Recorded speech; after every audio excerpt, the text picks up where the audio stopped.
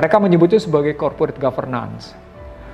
Beyond the corporate governance ini ternyata adalah soal traktat multinational corporation yang harus diadopsi oleh sejumlah negara. Mereka ingin mengatakan bahwa corporate governance ini sesungguhnya menerapkan apa yang mereka sebut sebagai single global order. Satu peraturan global, satu peraturan tunggal yang global gitu ya. Dan kalau begini kan berarti ada kekuatan korporasi yang mendunia. Dan ini ternyata kalau kita mundur ke belakang, memang Bilderberg itu para pelobis yang datang dari berbagai kalangan, baik dari korporasi, pemerintahan, politisi, dunia perguruan tinggi, wartawan, kalangan profesional, dan orang-orang penting lainnya, dan selalu dijaga oleh kekuatan intelligence, selalu diamankan oleh CIA dalam pertemuan mereka gitu posisinya. Dan wartawan tidak mudah untuk melakukan peliputan karena memang dilarang.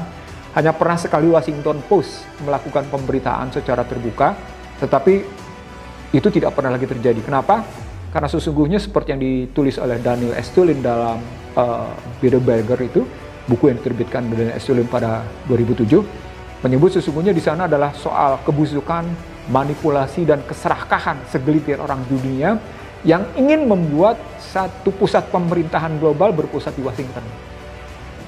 Ini ditulis oleh Daniel Estulin dengan baik posisinya. Dan Daniel adalah orang yang pernah ingin menerobos masuk ke dalam ikut pembicaraan, tapi berhadapan dengan berbagai benteng-benteng yang muncul di sana posisinya. Ini yang terakhir yang penting dalam kaitan dengan kondisi kekinian. Pertama adalah mereka membangun apa yang mereka sebut sebagai Universal Biometric ID Card.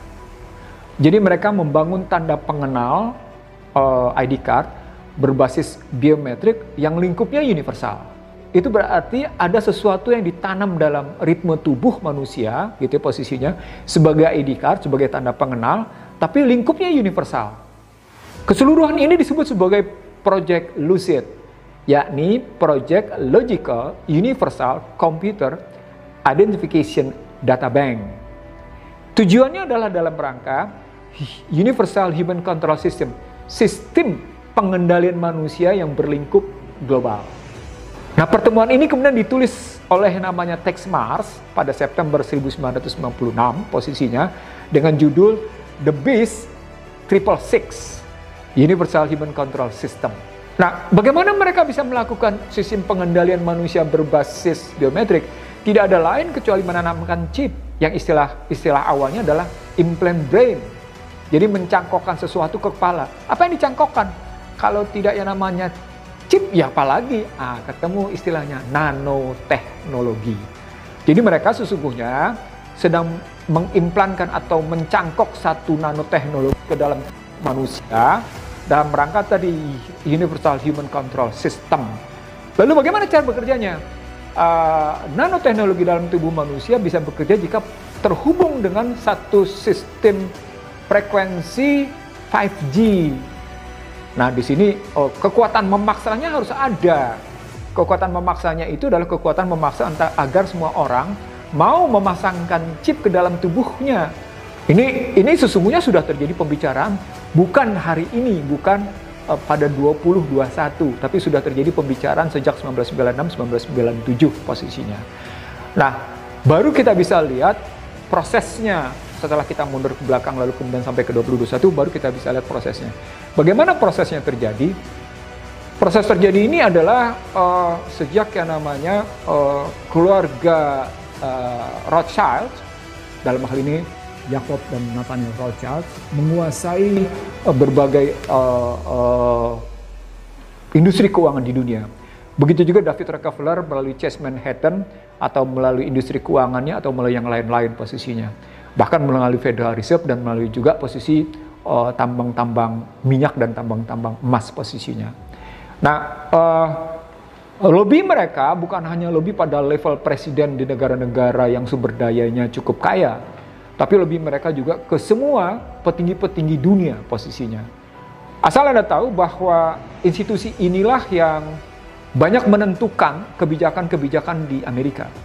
Baik kebijakan keuangan, kebijakan hubungan luar negeri, ataupun kebijakan militer. Ini berlanjut sesungguhnya dari konstruksi bagaimana mereka menguasai dunia lewat posisi tadi. Muncullah buku tentang The Secret Society, muncullah buku tentang The Beast 666, atau buku tentang Trilateral Commission.